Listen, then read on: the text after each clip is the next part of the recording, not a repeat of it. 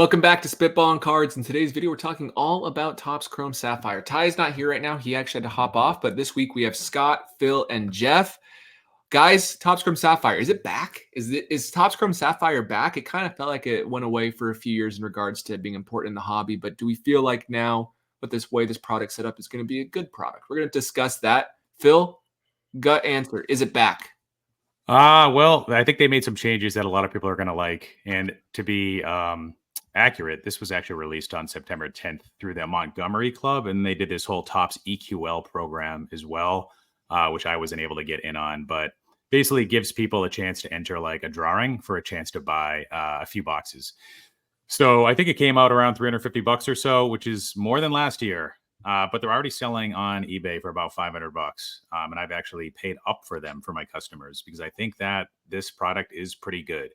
Now, the drawback of Sapphire, at least since 2019, they've been rolling at checklists around 700 cards in 2024, as opposed to 660 cards from 2023. But in 2023, you had 2 parallels per box with no autographs. And this year, I believe it's 3 parallels per box and a guaranteed on-card autograph. Now, autograph's a big deal, especially with the autograph checklist we'll get into. That's a big deal.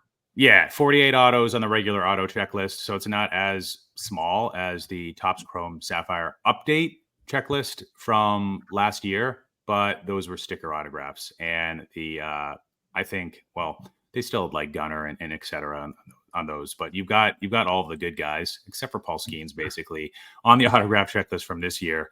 But the biggest change, I think, the print run was cut this year. It was cut about in half to about 630 base cards, and that's actually down even more, I believe, if you were to go back to like some of the years like 2020 through 2022 with that base card print run. Okay, so my thoughts. I love Topps Chrome Sapphire. I think they're gorgeous cards. A couple of years ago, I was very optimistic and made a video about this, like becoming the set. And then Topps made Gilded, and they made Logo Fractor, and they made all these different things where it kind of pulled away, especially when they removed the guaranteed autographs from this product last year. It kind of hurt it.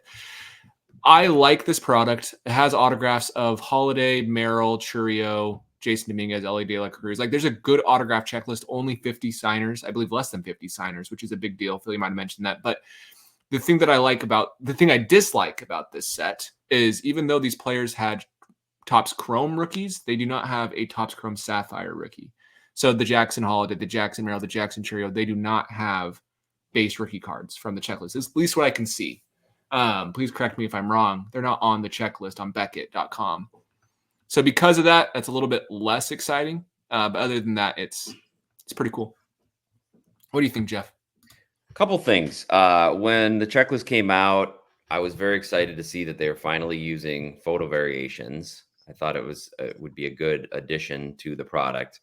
However, after seeing the images, it was extremely disappointing. I don't know if you've seen some of the photo variations. There's not a lot of action shots. There's a lot of guys just standing around. And the worst might be Juan Soto. Scotty, could you pull that? Yeah, I can pull Juan Soto variation up. So it was underwhelming to say the least. Like you guys have said, and Scott, what you said about them introducing the other high-end products that took a little away from Sapphire, they seemed like they wanted to be back on Sapphire as a good high-end product. They took away the atomic refractor from Bowman's Best because they only wanted that design to show up on Sapphire. But there's Scott's bringing it up. All right, so we get the Canadian tuxedo for Soto here. You think he's with the Yankees? It'd be a great chance to get him in the Yankees uniform, be out there playing, and it was very underwhelming seeing some of these. So I love the design. Again, I love the Topps Chrome design from 2024, and I think it looks great with the Sapphire, but a lot of the pictures were underwhelming. The other problem I have was some of the autos, like Jackson Merrill, as you mentioned, has autos in here, but he changed his auto for this. I don't know if the Judge. Okay, the Judge is one of the better ones, I would say. The Judge pointing with the wink. This is a horrible card. Oh yeah, this one our friend Chris really hated when he first saw it, but it's grown on him. He's looking at the eclipse. I'm glad he at least Yeah. has glasses on. Biceps. Yeah, a little flexing with all his jewelry. So if you could pull the Jackson Merrill auto from here, see what that auto is.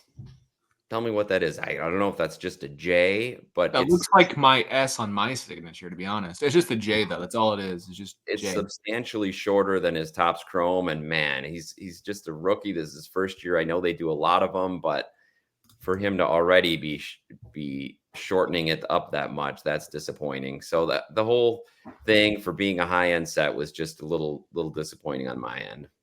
Here's his previous auto. And then if we go to the Sapphire, that's the Sapphire auto. You can see like he's got it. Those long right beneath it. Yeah, if you bring one of those up. Is he signing all of his cards? Those are all very different autos in very different autos, and they've gotten much shorter. I don't think Jackson Merrill collects cards based off of these autographs. Yeah. You can tell who does. Yeah. So speaking of autos, yes, that's very disappointing, Jeff. I didn't realize it was like that. The one thing I'll note that I do like about the autographs, at least from what I can see, the Jackson Merrill base autograph from this set is numbered to 199. It's cool. It's numbered versus just being not numbered. Maybe that's too high in some people's eyes, but at least we know the print run, which is nice. Yeah. Phil, does it concern you that these better rookies aren't on the base checklist? Yeah, it's funny. By the look I gave, you probably could tell I didn't even know that. So I did notice in the image variation checklist, which is 15 players, that it was very heavy with regards to Series 1 guys. But I did not know that the Jacksons and a lot of the Series 2 guys aren't in the base checklist. So yeah, that is an issue.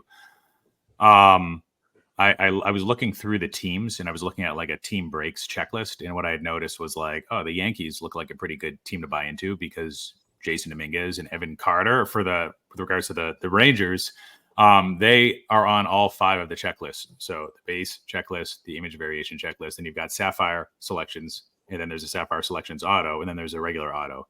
So Evan Carter, Jason Dominguez, a lot of those Series 1 guys like Sal Frelick, they're on all 5 checklists. So that makes the Brewers decent, even though Chorio's not in the base checklist. Yamamoto is another guy who's in all 5, I believe. You've got some good veterans who have inserts in Sapphire selection cards, like Ohtani, who has both of those, I believe. Reds look like a decent team, but again, going back to Series 1 with Strand, Ellie, Noel V. Marte's got an autograph. So at least you've got the guys featured as autographs. But unfortunately, as is the theme with the last several years for Topps Chrome Sapphire, this is going to be one that's going to be very, very unforgiving if you're breaking this product. And I think, and we're not talking about this in today's episode, but I think this is what's led to the emergence of Topps Chrome Logo Fractor and also Cosmic, because those tend to be maybe not the most sought after cards from a resale perspective with singles, which is why we don't like the product and we don't talk about it a lot on this program. But I think those that are buying into breaks have a lot better luck with Cosmic and with Logo Fractor. And Cosmic has Paul Skeens, and it's the only product of all the ones we've talked about, unless you count Update, but that'll probably be next week where we talk about that has Paul Skeens, and that's a big deal in my opinion. And it has a Paul Skeens autograph too, talking about Cosmic. Yeah. So Scott, so Churio is not on the base checklist because he doesn't get an image variation either in this. No, only his auto. Yeah.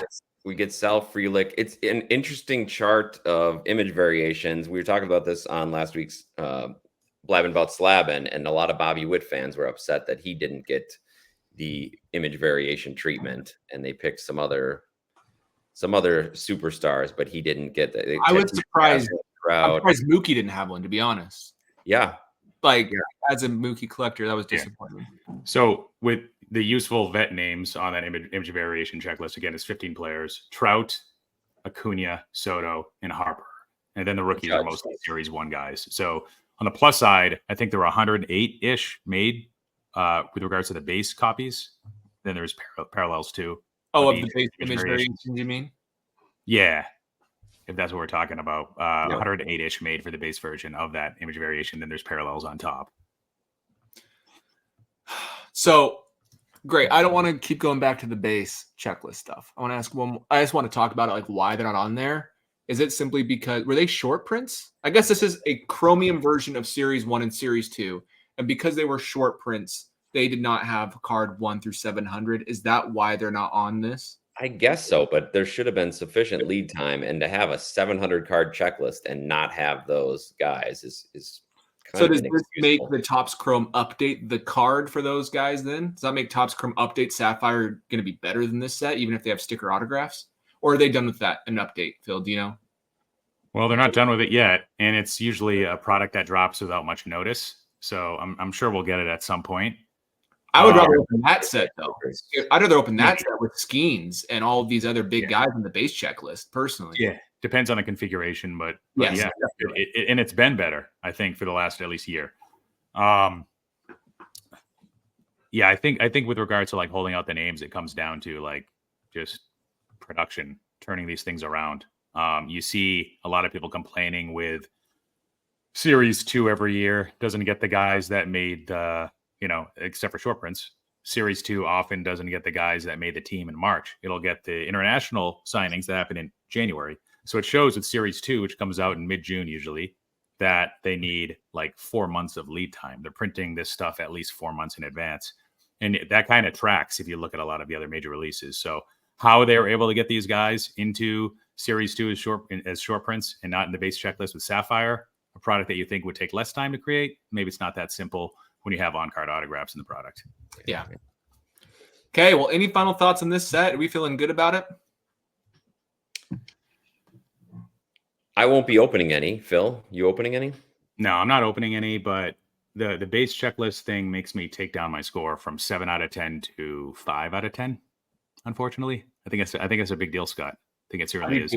And not having Skeens, if it had Skeens in it, base plus autograph, and it had all the Series 2 Jacksons plus Wyatt Langford in it, then we'd be looking at, I think, an 8 if those guys were all in the autograph checklist and the base checklist, and it had Paul Skeens in both. But was this close to being great. That close. And it just missed again. And some better photos selected for the image variation. I also don't know if I'm a fan of having the inserts the last few years. The Sapphire selections. I love the old Topps Chrome Sapphire, which is the base cards. I don't want inserts. I don't know if you guys agree with that. It doesn't. I liked what it was. I like the old Topps Chrome Sapphire. It just makes it harder to pull one of those 700 base cards because you're getting fewer. Well, the Sapphire selections are really rare. So I think they only made about 108 of the base non-autos. There's only 15 players. They're pretty good.